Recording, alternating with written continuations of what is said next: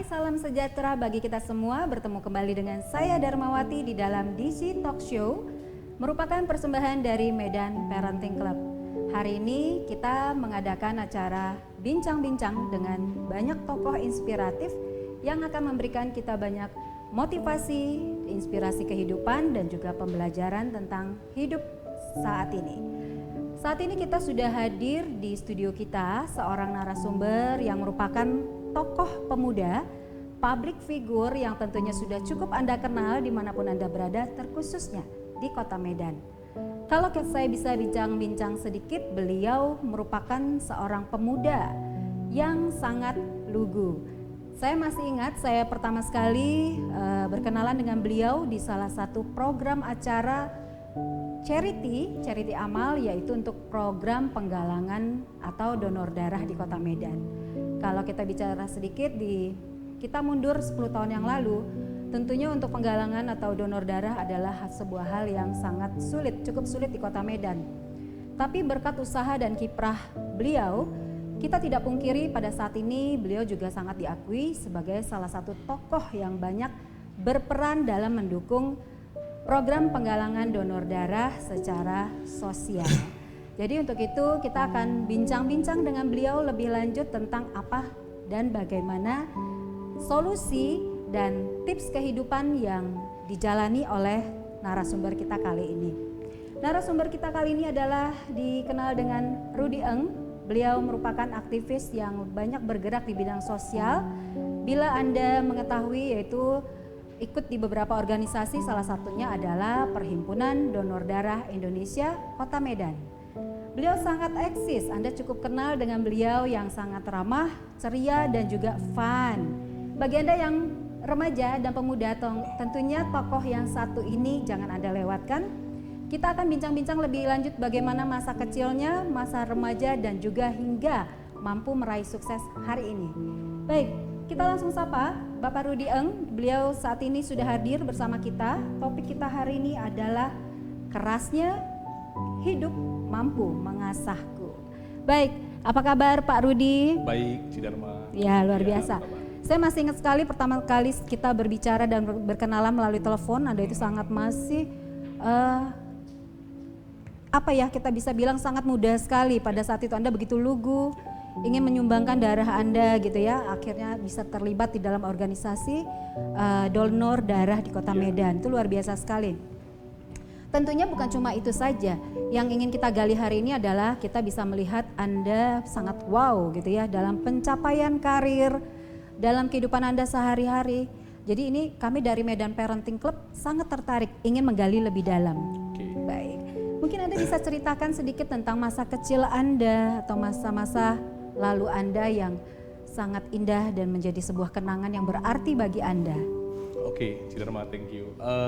Dari saya pribadi, dulunya bukan anak mami ya. Jadi sayanya itu adalah anak nenek. Ya, jadi kalau saya berteman itu ya teman-teman itu takut dengan saya. Takutnya kenapa? Karena kalau mereka jahili saya, itu nenek saya akan keluar, akan marah-marah. Nah jadi saya dikenal dengan anak nenek, di mana kalau orang yang ganggu saya itu biasa nenek saya yang keluar. Duluan ya. Backing saya lah gitu. Dan dari keluarga ya kita bilang keluarga yang pas-pasan lah. Ya karena bapak juga bekerja ya gitu. Jadi kita dari background keluarga sederhana. Baik. Jadi itu sebenarnya sebuah kenangan yang sangat melekat ya. Iya. Jadi pondasi hidup ya. Iya. Baik. Kalau kita dengarkan cerita tadi, tentunya kita juga ingin tahu. Kan sering kita di dalam masyarakat mendengarkan adanya statement bahwa dilema ibu mertua dan menantu, begitu ya. Jadi kita tilik sedikit. Kalau menurut Anda bagaimana memposisikan diri sebagai seorang suami dan sebagai anak dalam memandang cinta kepada seorang ibu dan juga cinta kepada istri? Oke. Ya kalau saya pribadi sih saya selalu bersikap dan berlaku adil. Jadi ya kita harus sayangi mama kita, orang tua kita, istri kita, orang tua dari istri kita, ya kita harus adil lah. Jadi ya banyak konflik sekarang ini kan di mana mungkin sebagai suami ya berlaku tidak adil yang mengakibatkan istri dengan mamanya ribut. Jadi konflik ya. Betul. Jadi kalau saya pribadi, saya selalu berlaku adil lah, artinya ada waktu untuk orang tua, ada waktu untuk istri, ya kan. Nah, kalau beli hadiah mungkin ya semua sama lah. Jadi kalau saya pribadi, 3 orang itu yang artinya mama, istri kita, dan ibu dari istri kita akur, damai, ya hidup kita itu akan sangat bahagia. Luar biasa. Anda juga mengakui bahwa ibu dari istri Anda juga merupakan orang tua Anda. Luar biasa. Oke. Baik. Jadi kalau kita sering, bagi Anda yang sering mungkin mengintip ya medsos dari Bapak Rudy Eng ini sangat luar biasa. Keharmonisan gitu ya dalam sebuah seremoni tertentu juga kita lihat sangat hangat gitu, membuat ya bisa dibilang sedikit kecemburuan gitu ya. Tentunya cemburu yang positif. Kita ingin tahu nih, bagaimana Anda menerapkan atau mungkin di keluarga Anda sendiri memiliki artinya sebuah ritual-ritual khusus tradisi dari keluarga atau memang yang Anda ciptakan sendiri di dalam keluarga Anda? Ya, jadi mungkin belajar dari kesalahan yang dulu ya. Jadi saya perbaharui di sekarang. Ya saya lebih ke sopan santun ya Cidarma. Dalam arti mungkin saya lihat sekarang banyak mungkin milenial, anak-anak muda yang tidak menghormati, ya kurang sopan dengan orang tuanya. Betul. Jadi saya pribadi sih di rumah saya menerapkan saya harus sopan. Jadi ya istilahnya di rumah, dimanapun ya, terutama kalau di rumah ya saya selalu ya mau makan, mau keluar, mau apa, saya selalu mengajak orang tua. Betul. Ya untuk ikutlah ngobrol ya kan. Jadi sopan santun itu sangat dibutuhkan biar keluarga juga harmonis. Betul. Ya. Jadi mungkin ada komitmen-komitmen tertentu yang Anda terapkan. Misalnya contoh, bagi keluarga milenial saat ini kita nggak pungkiri bahwa terkadang aktivitas kita terlalu padat, banyak yang kita lewatkan. Artinya kita lupa membuat komitmen atau membuat sebuah perjanjian yang jadikan sebuah kebiasaan ritual. Ya.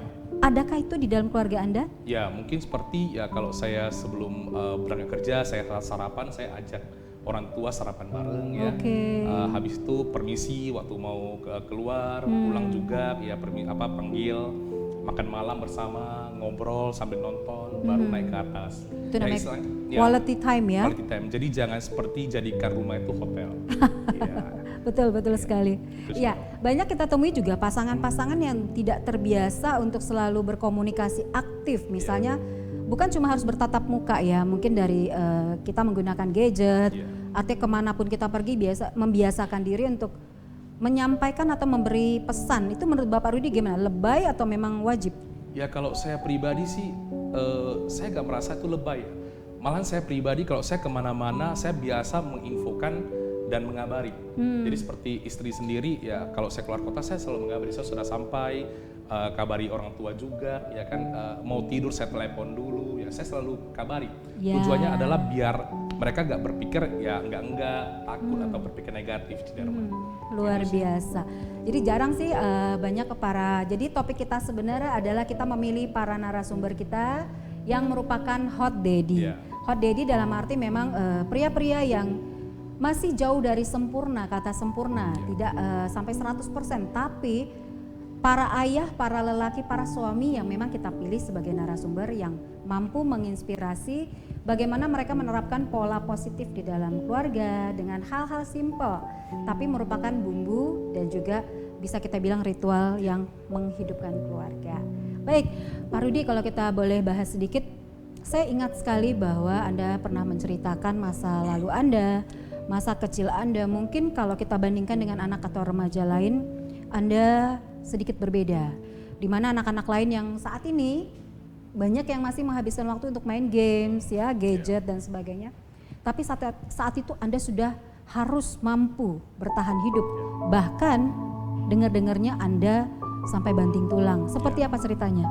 Iya, jadi sejak saya SMP 2 tepatnya Cidarma, yaitu papa saya sudah kehilangan job ya boleh dibilang pensiun muda lah, karena mungkin juga gak ada kerjaan lagi ya. Jadi saya mau gak mau harus bekerja untuk membantu keluarga dan untuk saya sekolah sendiri.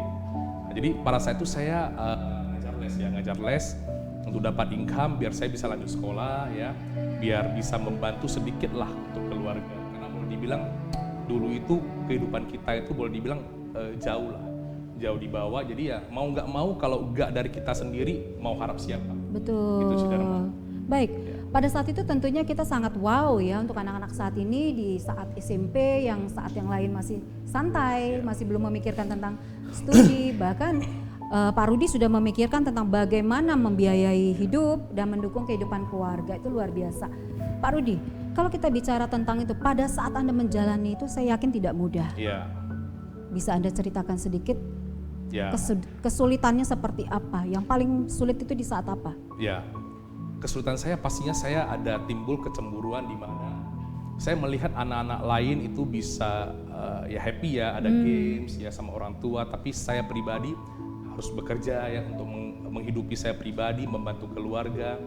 Ya, tapi saya pikir balik, mau gak mau ini harus saya jalani. Betul. Ya kalau tidak ya gimana nasib dengan orang tua saya, dengan ya nenek saya perasaan itu masih ada. Jadi ya mau gak mau saya harus bekerja keras ya. Ya tujuannya adalah biar bisa melewati hidup yang dulu itulah. Baik. Ya, jadi ya kita berjuang lah sama kakak saya.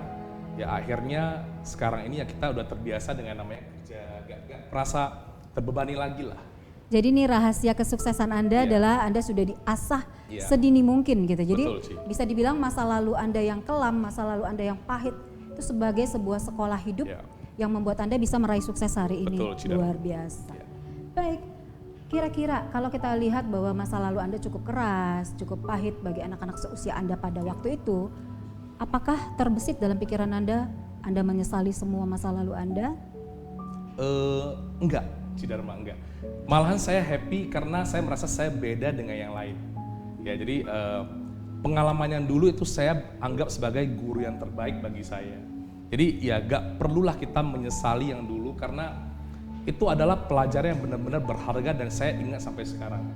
Jadi kalau kita mungkin mau compare ya kita mungkin akan lebih dewasa dari teman-teman yang lain. Betul. Dan hidup untuk ke depan ini saya rasa sih ya saya mungkin lebih tahu lebih banyak lah yang mengenai kehidupan ini. Jadi ya mungkin tidak ada yang perlu disesali, ya cukup kita perbaiki agar kehidupan ke depan kita lebih baik. Luar biasa. Jadi bisa dibilang kalau tidak ada masa lalu Anda tidak akan seperti hari ini. Betul ya? Yes. Baik, bagi Anda yang ingin sukses tentunya jangan lupa ikuti, tentunya bukan mengikuti masa sulitnya tapi perjuangan dan semangatnya gitu ya. Baik, jadi kira-kira dari masa lalu Anda, dari keluarga Anda sendiri, dari papa, mama ya, dari nenek, apa pembelajaran yang penting dan Anda jadikan sebuah pedoman hidup yang mungkin Anda bisa bagikan kepada pemirsa? Oke. Mungkin dari sisi jadi mama saya itu ya saya lebih tertuju ke mama saya selalu mengingatkan bahwasanya jangan lupa berbagi, jangan lupa untuk menolong orang yang membutuhkan. Ya. Jadi dari kecil saya sudah diajarkan, sudah ditanamkan hal-hal begitu sampai sekarang. Jadi boleh dibilang setiap saya dapat income ya dari kerjaan, saya selalu bilang, "Ma, income saya segini nih dari perusahaan," ya kan. Ma bilang, "Kamu udah sumbang belum ke panti asuhan, ke panti jompo, ke orang yang membutuhkan?" Saya bilang sudah. Saya udah ada alokasi ke vihara kemana-mana. Jadi itu semua ajaran dari orang tua lah. Luar biasa. Jadi ini merupakan sebuah pembelajaran yang dilakukan orang tua tanpa kita sadari. Sebenarnya orang tua sendiri perlu kita memberikan teladan kepada anak-anak, bukan hanya sebagai ucapan teori ya, bahwa mungkin Anda melihat sosok mamah yang sabar pada kondisi pada saat perekonomian sulit, itu adalah sebuah pembelajaran terbesar dan motivasi bagi Anda. Luar biasa.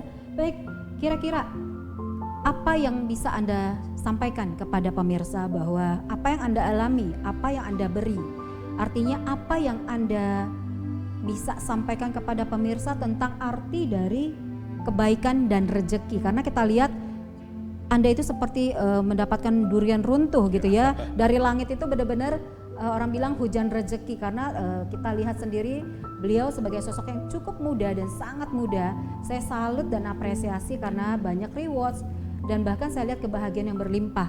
Kira-kira mungkin bisa di-share bahwa ini bukan sebuah rahasia yang bisa dinikmati sendiri, mungkin bisa dibagikan? Mungkin dari sisi tadi charity ya sama kesuksesan itu saya rasanya adalah berbanding lurus. Ya artinya kalau kita menanam baik kita akan mendapatkan hal yang baik. Jadi jangan pernah takut untuk berbuat baik, teruslah membantu orang yang membutuhkan, menolong orang, karena saya yakin yang di atas itu akan memberikan yang lebih baik Betul. untuk kita nantinya. Jadi yang kita buat baik ya gak usah sengaja untuk dilihat orang-orang sekitar ya. Saya rasa yang paling penting adalah niat kita yang tulus biar ya kita tahulah Tuhan tidak tidur. Betul. Jadi Betul. itu berbanding lurus dan saya yakin apa yang kita tabur kita akan tuai. Betul, luar biasa. Dan juga kuncinya yang penting tulus dan ikhlas ya. Betul, Ciderma. Kadang banyak orang yang kecewa, sudah banyak berbuat baik, Ya. tapi selalu banyak menemukan kesulitan. Ya, jangan pernah ya berharap lah artinya. Pamrih ya. Pamrih ya. Jadi artinya ya udah memberi ya sudah. Betul, Jadi betul. kalau diberikan tambahan dari yang di atas ya bersyukur, kalau enggak ya terus lakukan. Ya, kalau saya bilang buat sampai Tuhan terharu. Betul, betul. Baik pemirsa, senang sekali bincang-bincang kali ini walaupun singkat tentunya banyak memberikan cerita inspiratif yang mampu menggerakkan kita untuk bisa kembali terbangun dan bekerja bahwa kita memang luar biasa. Seperti yang disampaikan tadi, kebaikan dan kebaikan. Jadi topik kita kali ini, program kita merupakan program donasi charity yang kita peruntukkan untuk mendukung biaya dan sarana edukasi bagi anak-anak yang kurang beruntung dari keluarga-keluarga yang prasejahtera. Jadi acara kita ini diperuntukkan untuk mendukung sistem program donasi kepada 3 lembaga, yaitu salah satunya adalah Sigalowada Foundation dan juga kepada dari sekolah anak-anak berkebutuhan khusus atau bisa kita katakan sebagai sekolah bagi anak tunanetra ganda di Kota Medan. Jadi bagi Anda yang sudah menyaksikan acara hari ini, apalagi sudah turut berdonasi, kami mengucapkan terima kasih karena Anda telah mendukung untuk membiayai biaya pendidikan bagi adik-adik di Yayasan Dwi Tuna Harapan Baru, Sekolah Tunanetra Ganda di Kota Medan, dan juga mendukung anak-anak dari binaan di Sigalowada Foundation dan juga Yayasan Kusala Mitra. Jadi senang sekali Pak Rudi bincang-bincang singkat yang sangat luar biasa. Saya bisa berbicara dengan Anda di sini, berbagi inspirasi. Tentunya demikian dari kami dari DC Talk Show hari ini, persembahan dari Medan Parenting Club. Saya Darmawati berterima kasih kepada Anda semua, dan saya ingin sedikit berbagi sebuah quotes kepada Anda semua. Ketika sebuah keluarga hidup dengan rukun, mereka akan diberkati dengan nasib baik dan kemakmuran. Ketika sebuah keluarga dipenuhi dengan pertentangan, akan didatangi oleh bencana serta kemunduran. Demikian saya Darmawati bersama seluruh tim dan kru yang bertugas hari ini mengucapkan terima kasih. Narasumber kita luar biasa, terima kasih Pak Rudi. Semoga sukses terus. Jangan pernah lelah untuk berbuat baik. Ya, baik, demikian bincang-bincang kita kali ini. Saya mohon pamit undur diri. Terima kasih. Salam sejahtera bagi kita semua.